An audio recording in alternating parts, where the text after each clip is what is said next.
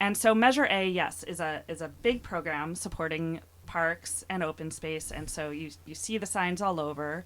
And it's a 1/4 cent sales tax, and that adds up. So in around a year, 1/4 of a penny. 1/4 of a penny in a year generates around $16 million in Marin County. Wow. A little bit adds up.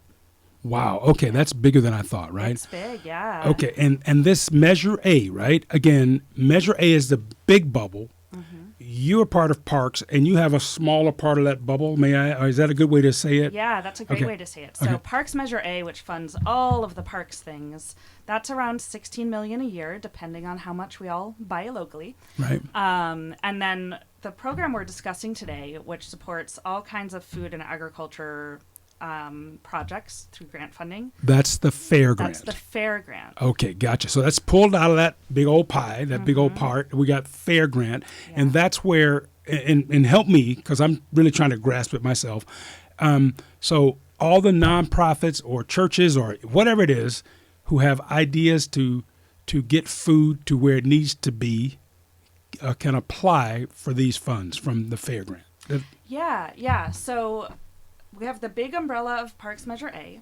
Then within that, there's an agriculture part. And within that, there's the fair program. So all these nestled parts. Wow, I love it. But so when you think about Parks Measure A and the $16 million, the fair grant is 6% of Parks Measure A. So Gotcha. It's a little piece. Gotcha. But it's my whole world. Yeah, So it's that's a what little we're talking piece. about. However, it's a dramatic piece It's for those of exciting. us who want to bridge this gap with food insecurities. Is Yes. that fair to say? Yeah, and so what's really interesting about this program, the Fair Grant, is it can support so many different aspects of agriculture and the food system. So we could be talking about supporting food equity goals that have been discussed in communities, Yeah. and that could look like increasing access to affordable, healthy foods. It could look like supporting food-based micro-businesses to generate, workforce development opportunities, while also generating, a broader variety of culturally appropriate, healthy foods in the neighborhood. I love how you're saying this, and it's interesting because, culturally appropriate foods, right? That's big, and I love that we're starting to have these type of conversations in and around Marin County about what's culturally appropriate. Whether you're in West Marin, Marin City, the Canal, or parts of Novato, where there's ethnic, there's diversity, and then there's like that area where there's really like a concentration of one ethnicity, right? And that needs to be fed as well. Is that fair to say? I mean, we have to be nowadays really careful and mindful about, I don't want to hurt anyone's feelings. I don't want to be labeled as just being PC. The truth is, I don't want to hurt anyone's feelings because mine have been hurt so much in my life, So I know how it feels when someone steps on your heart. So I don't want to do that. And I love that we can have this conversation. Is it? Anyway. Yeah. I mean, there's a lot of amazing conversations happening now around food equity. And we're all in our journey of, what language we're using and what we're, learning about our own blind spots. And it can be challenging. So I, invite anyone who I may unintentionally or who I may hurt to let me know. Right. So I can educate myself. I love that. It's like, okay, it's not your job to teach me nor mine to teach you. However, if I wrong you and I don't know it, I've got to find out what it, so I don't do it again. If that this is, you and I are becoming friends, and I want everyone to know that, right? I like the work you do, and if I say something that's not right, you got to please call me on it in this adventure we're trying to dabble into, because as a chef, as a culinary professional, as someone who has written books about food, about gardening, about, I want to share this knowledge. My dad was not an educated man. However, he was a very intelligent man.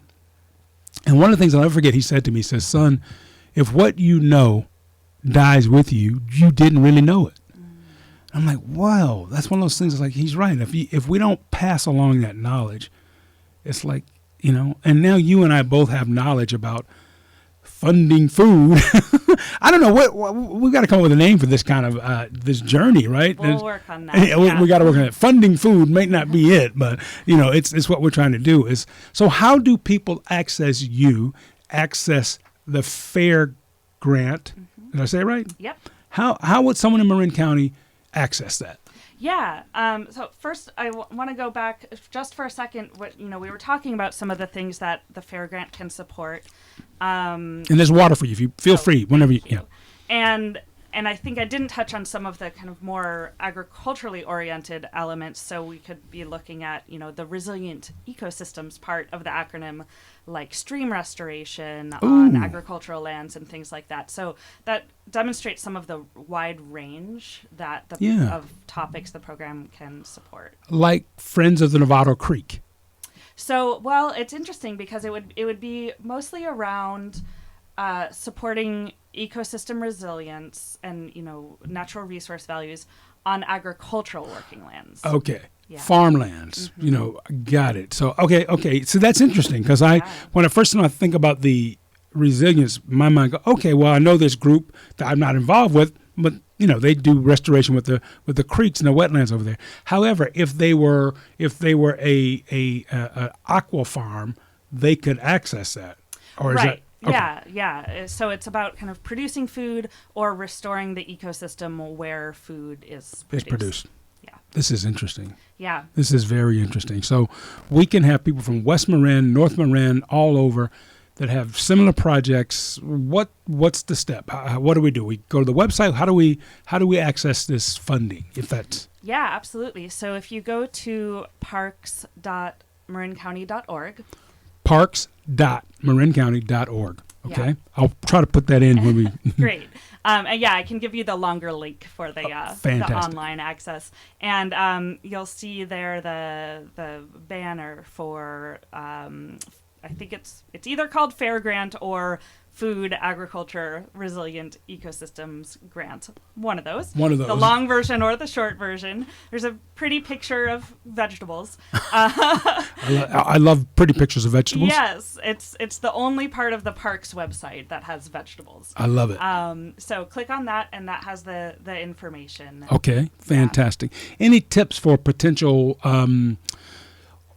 grant applicants? Mm-hmm. I said that right, didn't I? Yeah, absolutely. So the very first step is to make sure that you're eligible to apply. Okay. So nonprofits, government organizations, school districts.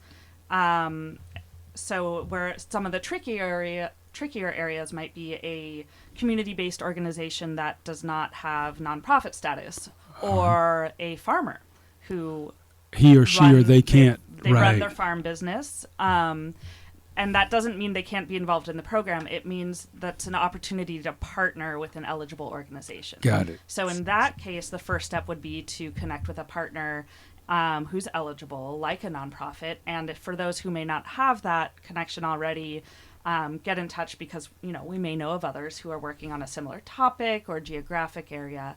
So the first step, make sure you're eligible.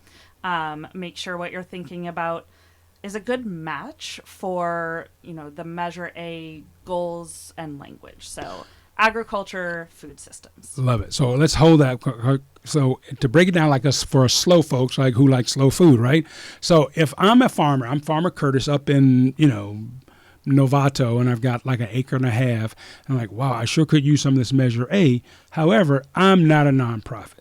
So what I do is look at a church or any food group and say, hey, here's what I want to do on my acre plus land. Would you partner up with me so that you could be my physical sponsor? Is it physical sponsor? Fiscal, like money. Mm-hmm. So that, I can write my proposal, they present it, we work together on that, right? And that's kind of breaking it down for us. Yeah, okay. Yeah, and the nonprofit partner, in addition to being a fiscal partner, fiscal sponsor, because it's required and all of that, it's also a great opportunity for substantive partnership because that can be a great way to look into ways that work, if we're looking at conservation work on private land, the environmental benefits have benefits to us all. I love that, yes. And are there ways to look at additional ways to incorporate community participation or benefits. And a nonprofit may be well positioned